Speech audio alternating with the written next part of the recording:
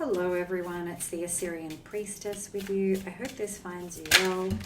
In today's reading, we are going to just see where the cards take us and where the cards guide us, and how amazing we have the goddess of love, war, here the keyword sexuality, Ishtar, joining us. What a beautiful image of her, very dark image. So this is Ishtar's, I guess, appearance in the underworld. So because it's a dark feminine deck. So it looks like the goddess Ishtar wants to give us a message today. So what message does the goddess Ishtar have for the collective? I know many people watching are interested in Assyrian and Babylonian mythology, so welcome. If you're new, my training is in Assyrian and Babylonian myth, but really only as it relates to the goddess Ishtar and her myth of descent. Certainly not an expert in everything. So the first card out from the Sacred Traveler card is Faraway Places, with the keyword get ready for new horizons. So it looks like something about what you're feeling at the moment. Maybe you're feeling really good in your own body right now. Maybe you're, I don't know, taking care of yourself in a new way. You're adorning yourself in a way that makes you feel luscious, beautiful. The way that we adorn ourselves is very unique. And of course, this can go the other way. So if you're feeling frumpy or blobby or ugly or just a bit blah, then maybe it's time that you do actually look at, how can I adorn myself through fashion, through ornaments, through even something symbolic. But it could actually be about self-care of your hair, of your skin. You know, it happens in so many ways. So there's something related to that theme, or it could actually be sexual or sensual. So maybe you're exploring something new about your own sexuality and sensuality, which is not really what the dominant paradigm tells us we need to do. Let's start there.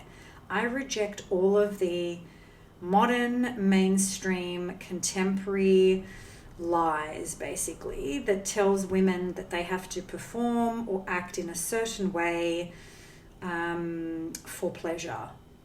So your true pleasure and your true adornment and your true sense of love and fertility and beauty is yours.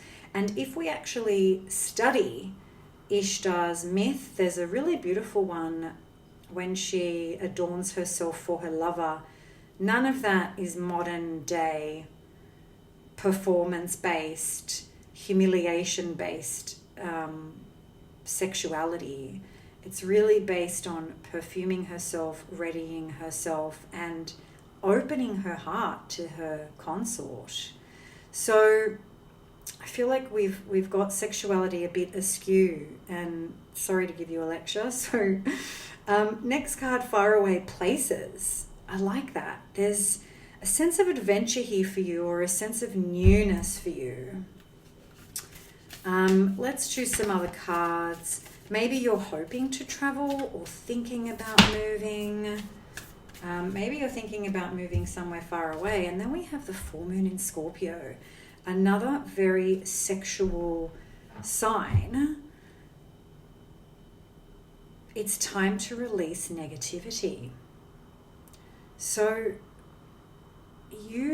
what the sense I'm getting here is there's somewhere you want to go with yourself or in the real world, but something's holding you back. And maybe the thing that's holding you back is your own sense of worth, your own sense of power, your own sense of attractiveness. And let's come back to what is real attractiveness. Goddess cultures teaches us that at any age and at any stage, a woman has a certain power that she wields. And this power is related to attractiveness. Again, not in the way modern magazine culture, modern social media culture tells us. No one reads magazines anymore, haha. But for those who do in social media culture, you know what I mean? It's just not that at all.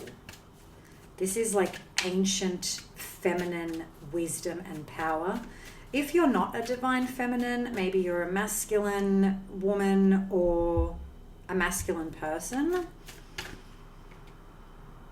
it could be maybe you're trying to attract more love and beauty and sexuality in your life. So let's look at the tarot for clarifiers. First card out, the Queen of Swords. Card of Gemini, Aquarius, and Libra. So the air signs. Also a woman who is a warrior of some sort. Now Ishtar, don't forget, was a goddess of war. So there's something about your personal power that makes you very attractive. Perhaps you're going to get invitations from international conferences or another city or state to visit, to do a talk. People are magnetized by what you have to say, by what strategic actions you've taken, perhaps. Justice in the shadow. Okay, interesting reading. Let's bring Justice in the shadow here. So it's followed by the Two of Pentacles and the Seven of Cups. So perhaps there's been an invitation or there's a road ahead, but you're tossing it up, you're weighing it up, and you're thinking about a million scenarios. Seven of Cups. It's like, oh, if I do this, this will be that, and if I do this, it could be that. You know, and look, this is how a strategist does think. So Seven of Cups is actually a clever thing to do. It's what clever people do. Don't let people tell you, oh, you think too much or you overthink. Clever people, air signs know, one must overthink. One must strategically consider all of the options and all of the risks in order to choose wisely. Because here you're balancing something, you're weighing something up potentially. You know, you can see this figure who's at the shore and there's an arrival coming. And he's like, should we do this? Should we do that? And the sea's kind of stormy and it's a cloudy day, right? So you've got to get into your right mind. The Queen of Swords you can see here, and this is the after tarot, okay? So the after tarot shows us that moment after the traditional Rider-Waite. It's a really clever deck. I absolutely love it. So in this one moment after the Queen of Swords makes her decision, a butterfly appears as a sign that she's made the right decision. And there is a decision to make because justice in the shadow. Maybe you're in a battle, you're signing a contract, you're weighing something up, you're thinking about something. Justice is almost the major arcana archetype of the Two of Pentacles. And in the after tarot, you can see actually there's an arrival coming. An offer, an envoy, you know, there's some sort of like approaching guest, approaching energy to this situation that you're going to have to need to balance and weigh up. It could be a new partnership, a new family situation, possibly this invitation. Maybe you're actually thinking about moving. So this new energy is like the new community. Should I, shouldn't I? Okay, let's choose 3 more cards and we'll wrap the reading up. Yeah, you're weighing something up. But perhaps you are so stuck in the risk assessment that you do need to let some of it go. Just because of the Moon card saying it's time to release. Okay, so we have the King of Wands in the shadow there. We have the Ten of Swords, the Page of Wands.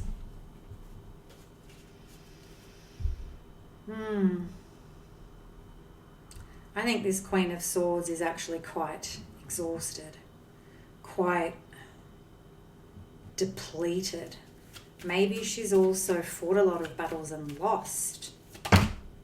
Like I said, weighing things up is a smart thing to do. And we have the Four of Wands here. So the Queen of, and I'll open these, oh, there's three. Great. The Queen of Swords is an experienced woman. She has fought and lost battles before. So she knows that when she goes to battle, she must be strategic because it could come at a loss to her. But maybe this is in the past, right? Because the new dawn rises, you can see the sky. Sky is very significant in the tarot. And you can see here there are two undertakers actually taking her to her death. So in a way, the Ten of Swords is a death card, a death and rebirth. And if we connect that to Ishtar going into the underworld and then ascending to rule, this makes a lot of sense to me. That the Queen of Swords / the goddess energy in you has gone to the depths and is now needing to rise into her power, right?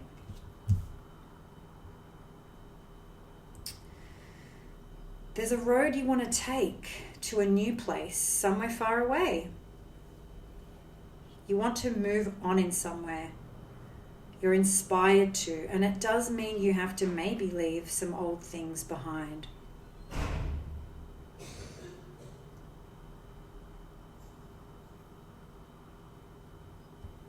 Okay. Wheel of Fortune, wow, 9 of Cups and the 7 of Wands.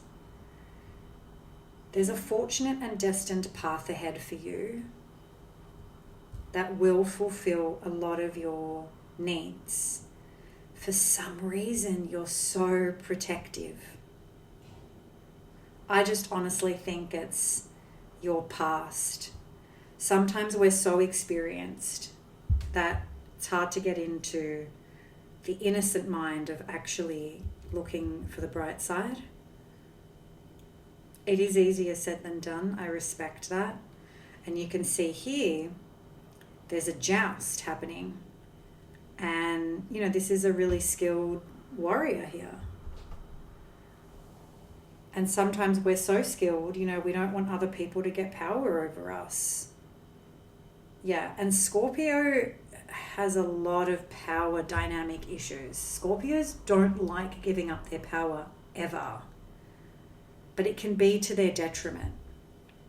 Scorpio in the shadow can tend towards isolation, moodiness, not getting over stuff, not getting over grievances, not getting over, you know, the last time this didn't work. Yeah, but new joy awaits. New joy awaits. You just feel stuck for some reason because you're stuck in your ways. But guess what? A moment after, the new energy comes, an innocent energy, right? This person's wearing townsfolk clothing.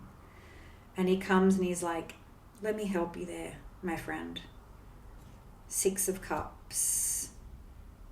Yeah, let others help you. Be attractive. Allow other energy to connect with you in some way. Because, yeah, there's a beautiful dream coming true for you. So I hope that you enjoyed that. Please leave me a comment, a like. It goes a long way. Otherwise, I will leave you with my love and courage until we meet again. Bye for now.